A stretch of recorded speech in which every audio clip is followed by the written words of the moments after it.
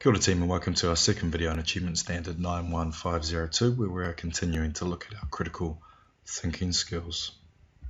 Learning outcome for today is to explain, describe and be able to use the second of three critical analysis tools or processes.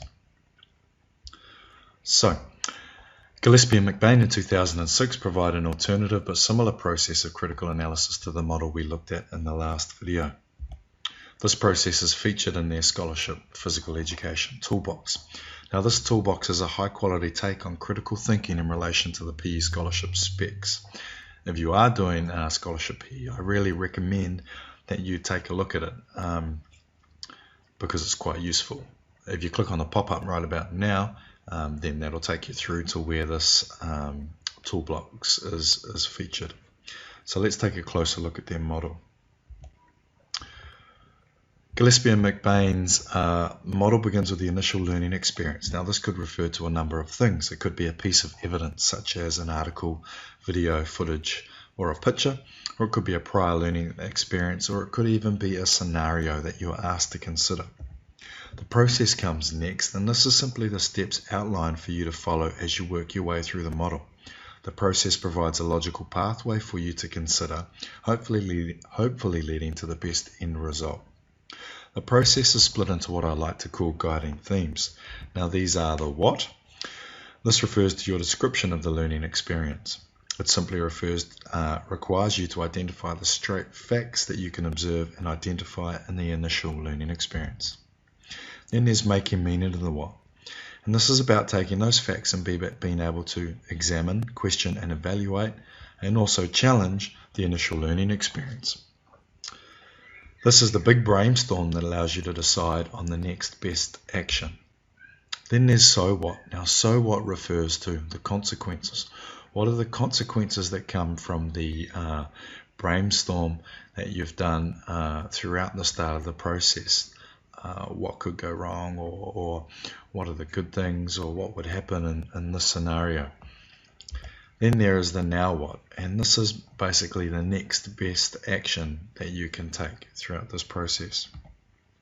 Questions, strategies and actions are the focus points for each step of the process.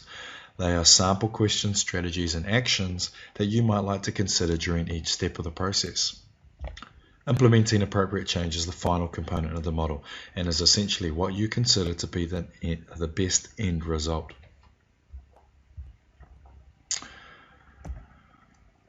The first step of the process is describe. Now this falls under the guiding theme of what. What can you see from the initial learning experience? Remember, stick to describing the facts of what you have in front of you.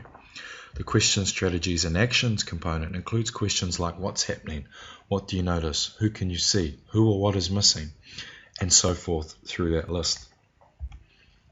The second step of the process is identifying assumptions. This falls under the guiding theme of making meaning from the what. What assumptions can you see presented in the initial learning experience? We want quality assumptions that we can really question and challenge in a critical way. Questions, strategies and action component addresses things like people, gender, sexuality, culture, race, bodies, and so forth through this list. Really, how can you challenge those assumptions and question them? The third step of the process is identify sociological themes. This falls under the guiding theme of making meaning from the what. What big picture sociological themes and knowledge can you apply to this critical analysis? The question, strategies and action component includes identifying themes such as social construction, gender, identity, commodification, and so forth. These are the themes that we've been exploring throughout the year, and you really need to have a solid understanding of them if you're to be successful both in the standard and in scholarship PE if you're doing that at the end of the year. The fourth step of the process is identify and explain hegemony. Again, this falls under the guiding theme of making meaning from the what. Explain the power relationships and hegemonic social relationships identified in the initial learning experience. If you've forgotten what hegemony is, it essentially refers to the power of a single group in society and how they lead, dominate, or influence other groups in that society. You can often refer to a dominant group who have a vested interest in maintaining the status quo, and a subordinate group who have a vested interest in social change. Common hegemonic relationships include rich versus poor, male versus female, teacher versus student, or masculinity versus femininity. The question, strategies, and action component includes explaining things such as who are the groups who have self-interest in maintaining the status quo? Why are things being portrayed in this way? Whose interests are being served or advantaged? And so forth down that list. The fifth step of the process is consequences. This falls under the guiding theme of so what? What are the potential consequences after considering the previous 4 steps you've just worked through? The question, strategies, and actions component includes what is the impact, the influences, or the consequences of these power relationships. Consider inequities, social injustices. The 6th and final step of the process is critical action. This falls under the guiding theme of now what. Here you examine the need for change and possibilities for individual collective action. The question, strategies, and actions component includes asking things like, what change do we want to happen? What do we need to do as individuals or a group to create change? Who do we need to influence or inform to create change? And so forth through that list.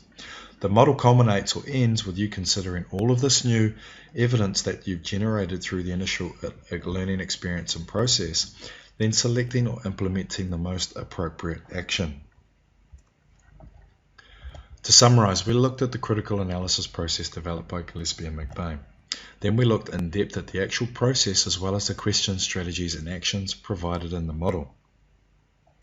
Please complete your worksheet, create a question or design a question, and then we're going to look at this particular tool in relation to an issue around violence in sport in New Zealand society in our next theory lesson. Cheers.